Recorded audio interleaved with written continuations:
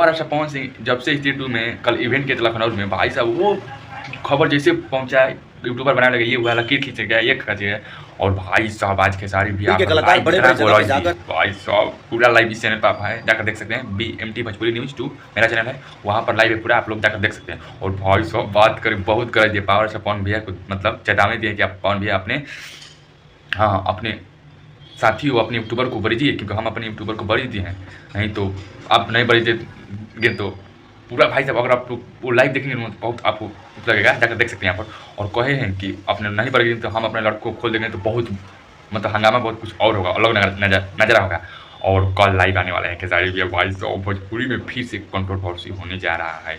ना कह रहे हैं कि एक लकीर को कैसे खींच पावर स्टार पवन सिंह, कैसे खींच, अगर हमारे भोजपुरी भाषा का गाना उस फिल्म में अगर लिया जाता तो लकीर खिंचाया गया था।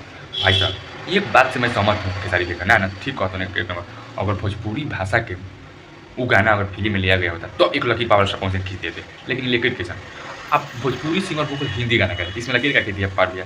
एक हमको बहुत ही अच्छा लगा खेसारी भैया की बात कि अगर आप भोजपुरी कलाकार हैं, ठीक है, आप हिंदी गाना गाए थे, हिंदी बॉलीवुड लकीर क्या की थी आप, अगर आप भोजपुरी गाना अगर हिंदी फिल्म में ले गए थे लकीर खींचे होते।